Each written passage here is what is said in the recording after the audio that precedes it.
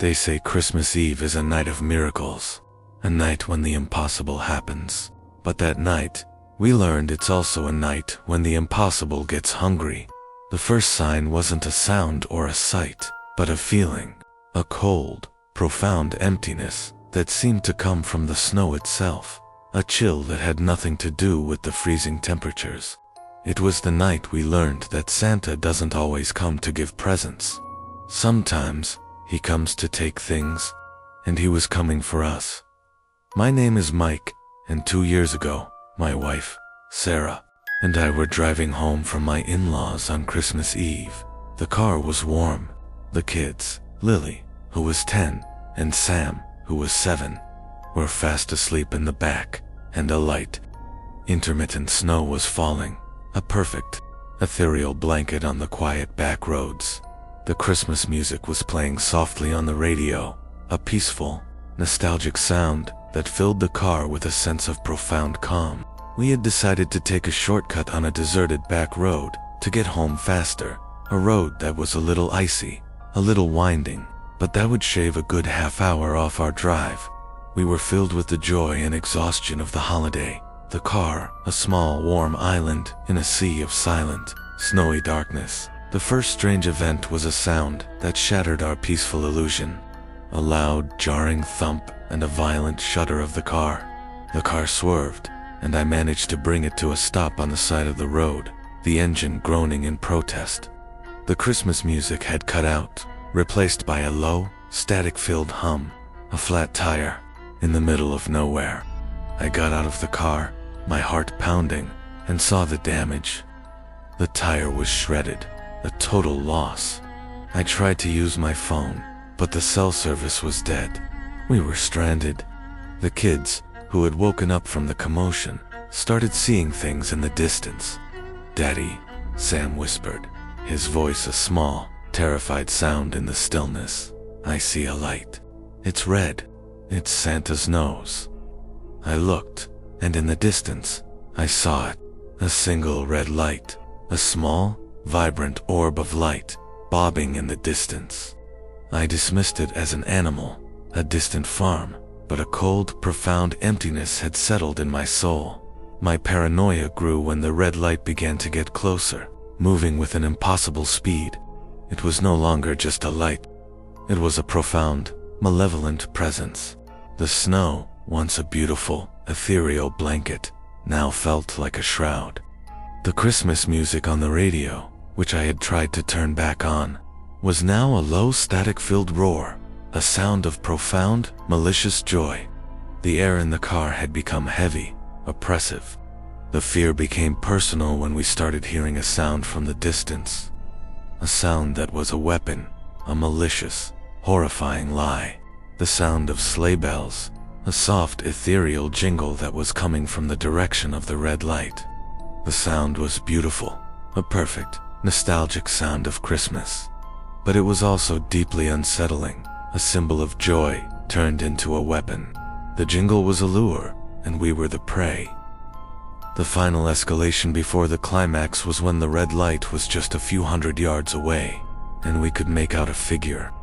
It was a tall, thin silhouette, a figure that was moving with a jerky, puppet-like grace. The figure was not walking, it was shuffling, its body low to the ground, its limbs moving in a grotesque, unnatural fashion. The figure was making a sound, a low guttural breathing, a sound that was a horrifying parody of Santa's ho ho ho, a sound of profound, ancient hunger. The sound was not of a man, but of a beast. The sleigh bells were now a deafening, frantic chorus, a sound of pure terror, a sound of profound, malicious joy. It was coming for us, and it was using the symbols and sounds of the holiday to lure us into a trap. We were huddled in the car, terrified, as the figure with the glowing red nose shambled toward us. The sleigh bells were a deafening, frantic chorus, a sound of pure terror. The figure stopped just a few feet away from the car, and it placed its long, clawed hand on the hood, its fingers making a terrifying scratching sound against the metal. It began to speak, a low, guttural growl that was a horrifying parody of Santa's ho ho ho. I know when you've been sleeping. I know when you're awake. The voice was a gravelly, wet sound, a sound of 1,000 forgotten souls, and it raised its other hand, a long black talon, and began to scratch at the windshield. A sound of pure, malicious hatred, a sound of 100 years of forgotten Christmases. In a blind panic, I turned the key, and the engine, which had been silent for what seemed like an eternity, roared to life. I slammed my foot on the accelerator, and we drove away, the tires squealing on the icy road, leaving the red-nosed figure in the distance. We drove 4 hours, not looking back, not saying a word. We were safe, but forever changed. The police found us the next morning, a shell-shocked wreck, babbling incoherently. The kids never speak of the red-nosed man again. The memory of that night, the sound of the sleigh bells, the ho-ho-ho, and the red nose, is a weight we will carry forever. The holiday is no longer a time of joy. It's a time of profound, ancient terror. Asterisk.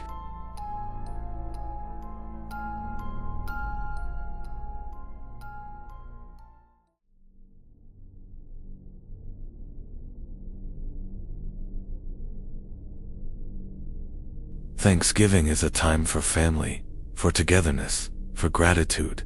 A holiday filled with tradition, food, and the warmth of a shared past. But that night, we learned that some traditions should stay buried. Some family members should be left alone.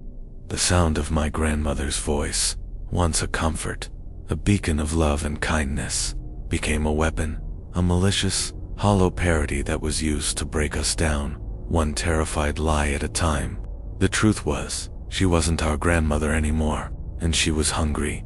My name is Ethan, and 2 years ago, my family, my parents, my younger sister Lily, and I arrived at my grandmother's old, isolated farmhouse for Thanksgiving.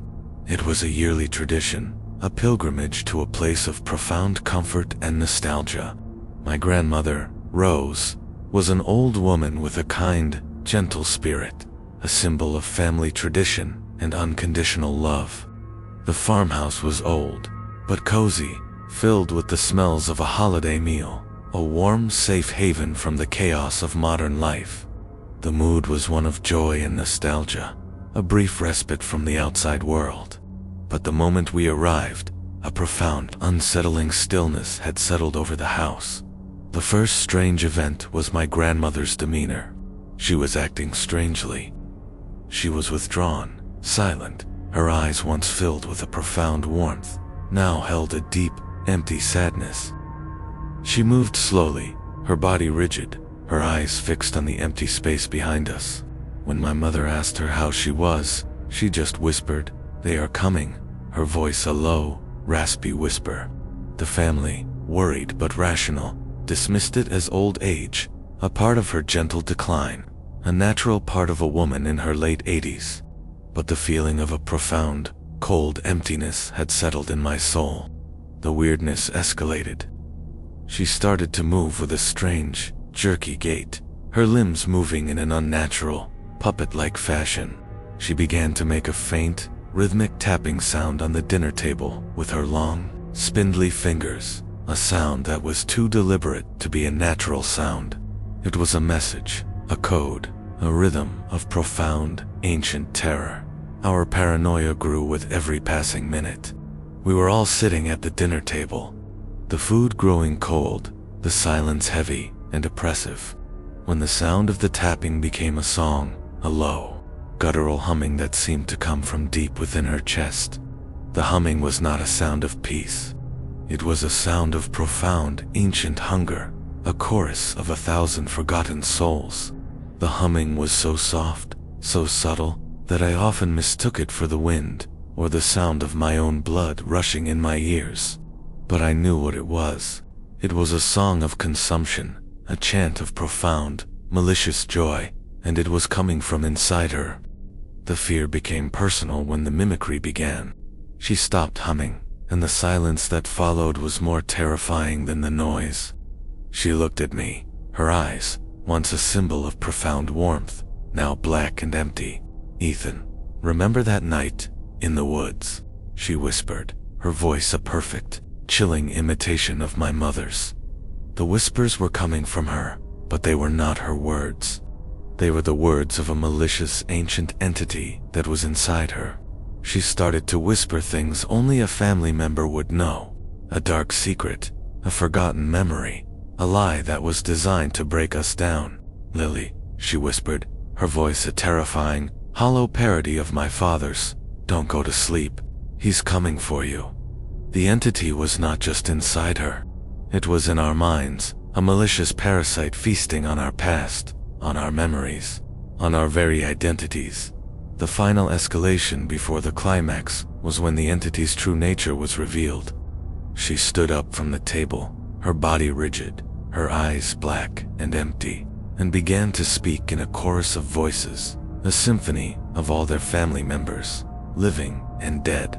"We are all here. We are all home, and we are hungry." The voices were a cacophony of sound, a low, guttural roar that was a horrifying parody of a Thanksgiving feast, a sound of profound, ancient hunger. The family was a meal, and the table was set. We were huddled together, terrified, as Grandma Rose, a puppet of a malicious entity, shuffled toward us. The chorus of voices coming from her mouth was now a deafening, terrifying roar, a sound of profound, ancient hunger. She stopped just a few feet away from us, her eyes, once filled with a profound warmth, now black and empty. She raised her long, spindly hand, and her fingers, which had been tapping on the table all night, began to tap on the air, a frantic, rhythmic beat of pure, malicious joy. She then began to speak, a low guttural growl that was a horrifying parody of her own voice. "Come and join us. Stay with us, forever." And as she spoke, the front door of the farmhouse, which we had locked, slowly creaked open, revealing a profound, ancient darkness, a darkness that was waiting for us, a darkness that was hungry in a blind panic. We escaped the farmhouse through the back door, leaving our grandmother behind, a silent, empty shell of a woman. We never go back. We are safe, but forever changed. The police investigate, but find nothing. The grandmother is found the next morning, a silent, empty shell of a woman, a victim of a profound, ancient horror. The family now lives with a crippling fear of holidays, of family traditions, of togetherness. The memory of that night, the sound of our grandmother's voice, and the tapping sound, is a weight we will carry forever. We know that some family members should be left alone, and that some traditions should stay buried.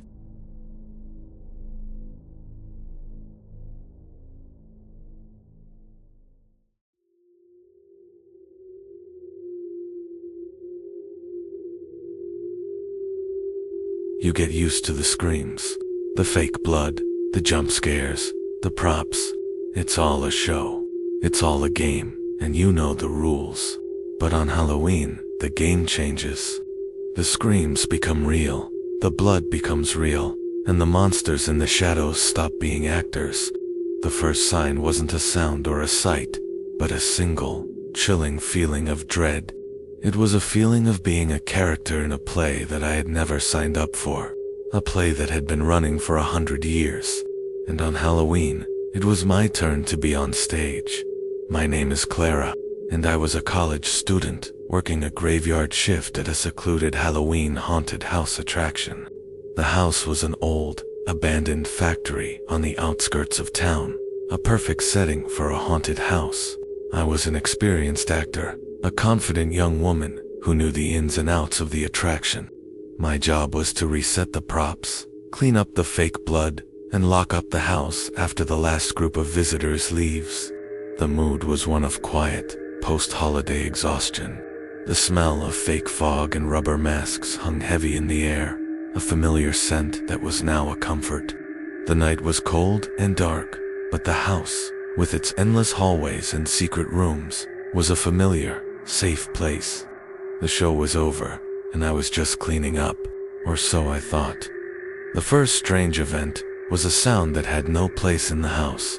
I was in the basement, resetting a prop, when I heard a faint, rhythmic tapping sound on the wall. It was a sound that was too deliberate to be a part of the house. I dismissed it as a part of the house settling, or a loose pipe. But the sound was persistent, a steady, rhythmic tapping that was so soft, it was almost a whisper. The weirdness escalated. The tapping became louder, more insistent. I started hearing a sound that was a part of the attraction, a low guttural growl from a prop monster. But the growl was not coming from the prop. It was coming from a dark corner of the room, a corner where there was no prop. The growl was not a sound of a recording. It was a sound of a living, breathing thing. The house was a game, and the rules were changing. My paranoia grew when the house began to change on its own. A prop that was supposed to be in one room was now in another. A dummy that was supposed to be in a coffin was now sitting upright on a chair, its head tilted at an unnatural angle, its lifeless eyes staring at the ceiling. The house was a game, and I was the pawn. The fear became personal when I started to hear a voice from the shadows, a low, pleading whisper that sounded like one of my coworkers. "Clara, help me, ... The voice was perfect, a horrifyingly accurate mimicry, but I knew that all my coworkers had gone home.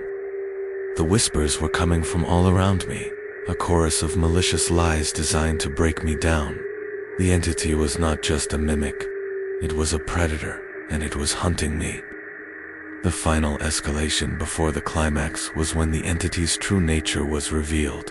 I was in the main hallway, trying to find my keys, when I heard a chorus of screams, a cacophony of terrifying sound, a sound that was a part of the attraction, but the screams were not fake, they were real, and they were coming from the shadows all around me. The screams were a chorus of 1,000 forgotten souls, a low, guttural chant that was designed to drive me insane. The haunted house was now genuinely haunted, and I was the final actor in a play I never signed up for. The show was over, but the nightmare had just begun. I was running, a woman broken by fear. I ran to the front door, but it was locked. I turned around and saw a figure in the darkness, a figure that was a part of the attraction, a monster costume. But the figure was not a costume. It was a thing, a tall, gaunt silhouette with long, impossibly thin limbs. The figure began to move, its body low to the ground, its limbs moving in a jerky, puppet-like fashion. It began to speak, a low, guttural growl that was a horrifying parody of all the sounds of the haunted house. The show is not over. The show is just beginning. And as it spoke, the props, the dummies, the animatronics, all of them began to move. A chorus of grotesque puppets, all moving with a single, malevolent intent. In a blind panic, I smashed a window with a chair and escaped the house, running for my life into the night. I never looked back. The police found me the next morning, a shell-shocked wreck, babbling incoherently. I never worked again. The memory of that night, the sound of the screams, the growls, and the final chilling line, "The show is just beginning," is a weight I will carry forever. The holiday is no longer a time of joy. It's a time of profound, ancient terror. And I know now that some haunted houses are not just attractions. They are traps.